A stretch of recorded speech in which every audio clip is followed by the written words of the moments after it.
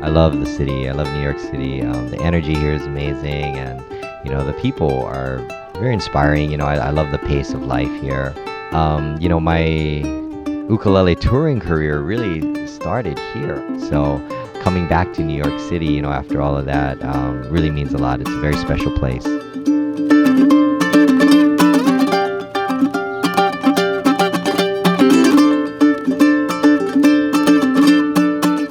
First piece was a song called The Island Fever Blues, and that was a song that I wrote while I was in Alan's studio. We took a little break, and I stepped outside, and I was kind of working on a little, I was just noodling around, and I came across this little lick, and I thought, oh, this is kind of cool, and I just kept working at it, and Alan heard a little bit of it, and he made some suggestions for the arrangement, and he really wanted to keep that as a solo ukulele piece.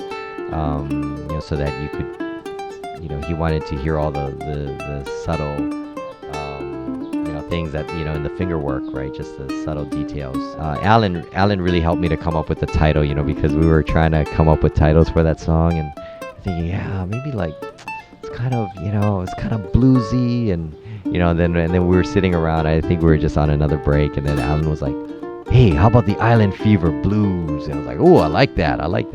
So we kept that.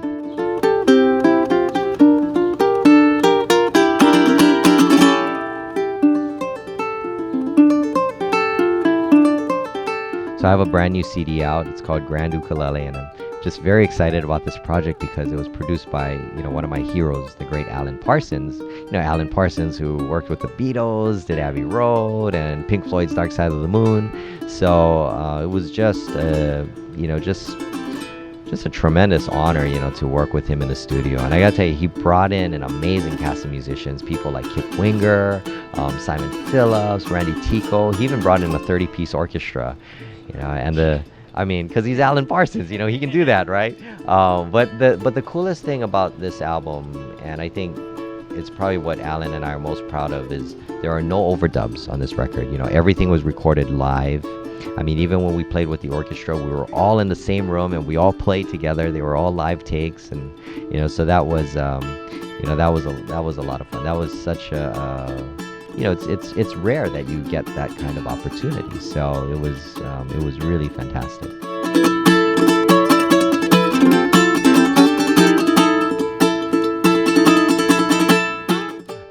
The other song that was inspired by, I joke around, I tell people, it's really true. It was inspired by one of my favorite television shows.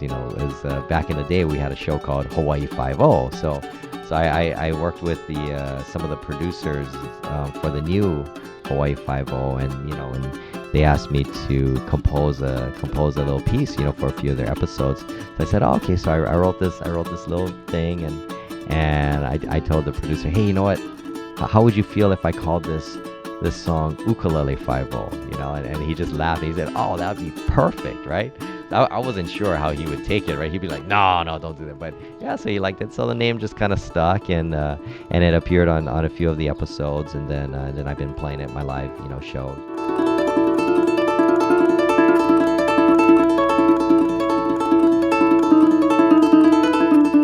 One of the things I love about the ukulele is that everyone has their own, kind of their own take on it.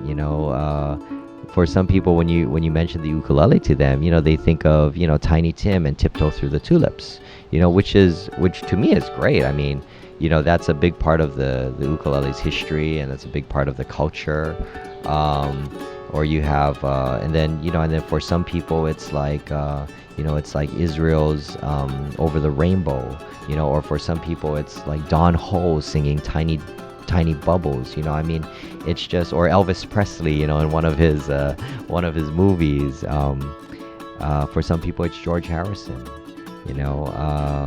but I think that's great. The ukulele is definitely branching out, to different genres of music, and it's lending itself, I think, great. In like pop and rock music, which is kind of new. It's fresh. I turn on the television now, and within an hour there will be at least 3 or 4 national commercials that have the ukulele that have an ukulele track in them, you know. So it's fantastic hearing all of that because for me, I'm just a big fan of the ukulele.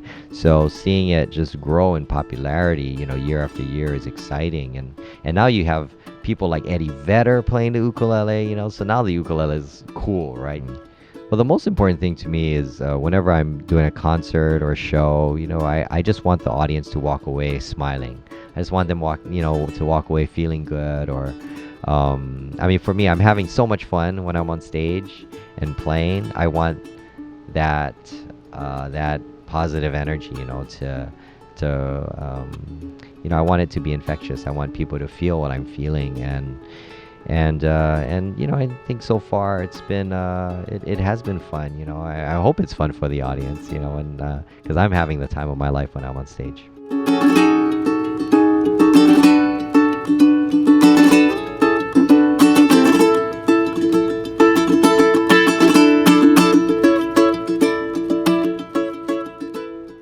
The third piece is a piece entitled 143, and it was inspired by the numeric pager code, you know, for the 143, which meant I love you. See, because when I was younger, we didn't have cell phones. There was no such thing as text messaging, right, and all that.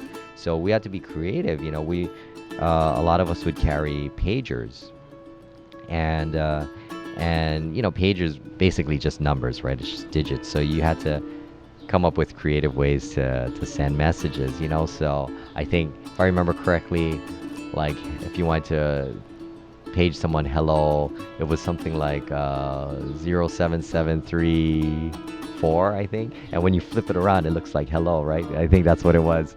Because a 4, you know, looks like an H. When you flip it over, the 3 is an E, and then the 7s are L's, and then of course the O is an O. But and then you know, so 143 was the numeric pager code for I love you. So if you were dating someone, you would page them, put your number, and then you put a little dash, and then you put the numbers 143, which was kind of the nice, sweet thing to do back then.